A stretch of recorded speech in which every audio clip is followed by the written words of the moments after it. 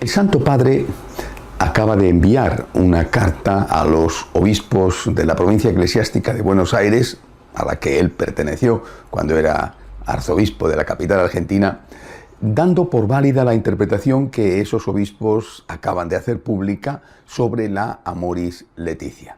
En esa interpretación de los obispos argentinos se dice que primero hay que ir, el divorciado que está vuelto a casar sin haber conseguido la nulidad matrimonial tiene que hacer todo lo posible por vivir en castidad.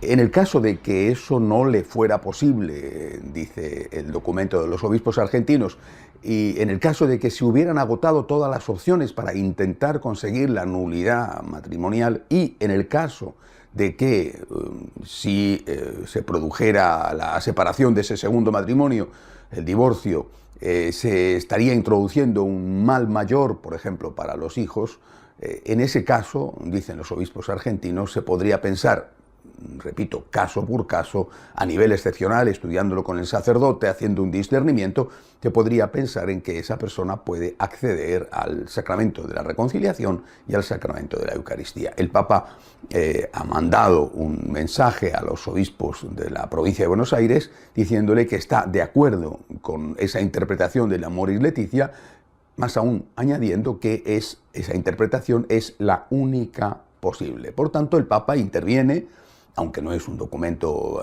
oficial pontificio, sí que es un documento del Papa, es una carta auténtica del Papa, zanjando la cuestión a propósito de las interpretaciones de esa exhortación apostólica. Cuando se publicó, hace ya unos meses, dije que el discernimiento, es decir, ver caso por caso, teniendo en cuenta todas estas circunstancias, es algo que se ha hecho siempre en la Iglesia.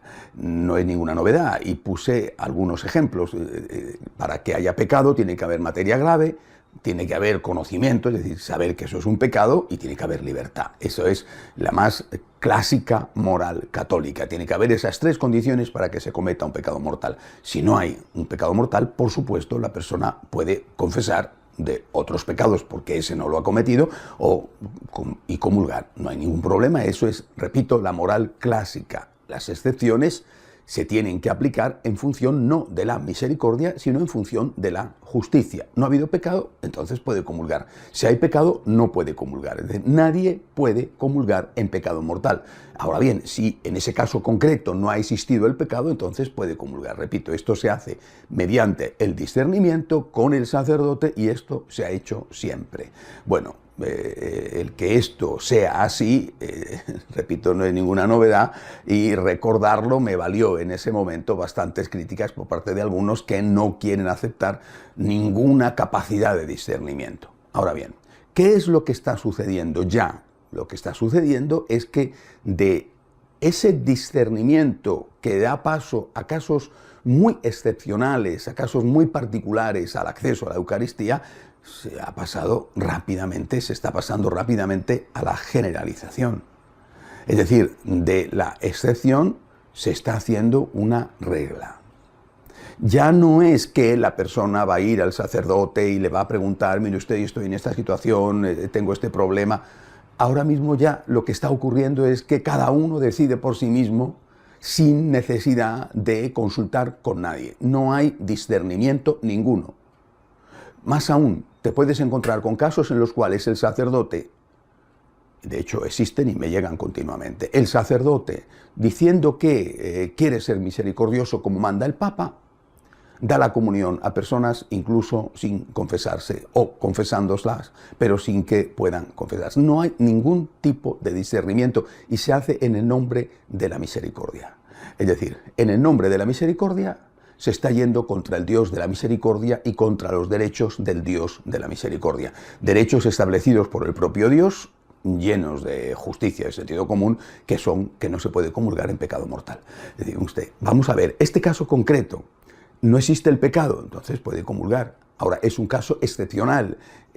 Van a ser contados los que puedan aplicarse, acogerse a esas situaciones, a esas circunstancias. Contados. Hoy lo que está pasando ya es otra cosa. Y si esto está pasando ya ahora, temo que el futuro vaya a ser muchísimo peor. Es decir, lo que está ya y lo que se ve venir en el horizonte es la disolución de la moral católica, no solamente de la moral sexual, sino de toda la moral, porque, vamos a ver, si en la práctica cada uno está decidiendo por sí mismo, en función muchas veces de su simple comodidad, que puede comulgar porque sus circunstancias se lo permiten, estamos introduciendo la moral de situación, la moral de circunstancias dentro de la Iglesia, estamos introduciendo el relativismo dentro de la Iglesia y no tardará mucho en convertirse ese relativismo en dictadura del relativismo dentro de la Iglesia. Es decir, aquel que no esté dispuesto a hacer eso será maltratado, porque ya, de hecho, estamos siendo maltratados. Y esto, insisto, no solamente deteriorará toda la moral sexual, sino toda la moral católica.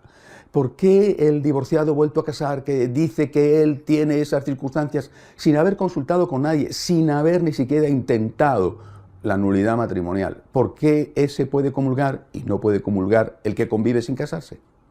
Por los mismos motivos.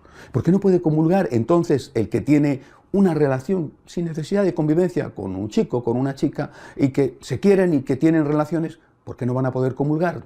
Cada uno va a coger sus circunstancias y sin consulta con nadie, sin tomárselo en serio, va a esgrimirlas para justificar su comportamiento. ¿Y por qué no pueden hacerlo entonces, por ejemplo, los homosexuales que conviven? ¿Por qué motivo a ellos no? ¿Y por qué motivo no van a poder hacerlo los que un día tienen una caída y se van con una prostituta? ¿Y por qué motivo el resto de la moral católica, el que roba, el que mata, el que miente, el que calumnia?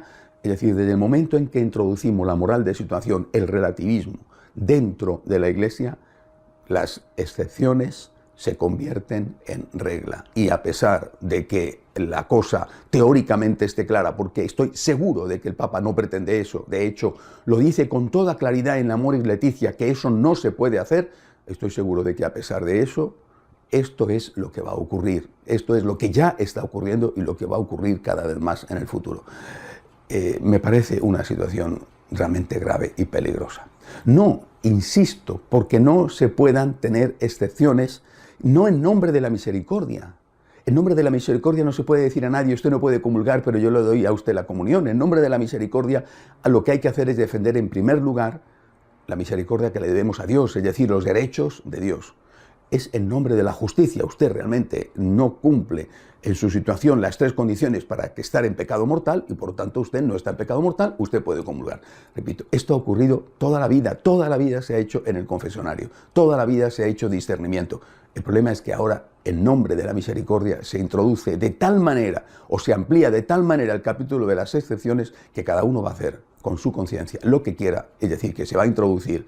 Primero se va a introducir la moral de situación y después se va a introducir a toda vela y con toda la fuerza el relativismo en la Iglesia. Más aún, vuelvo a repetir, los que insistimos en que las excepciones pueden ser válidas en casos contadísimos, los que insistimos en que hay que defender la moral y la objetividad de la moral, ya estamos empezando a sufrir las consecuencias de la dictadura del relativismo porque somos continuamente insultados, nos dicen que no tenemos misericordia, nos dicen que no somos sacerdotes del Jesucristo de la misericordia, nos dicen que somos unos fariseos, que somos unos hipócritas.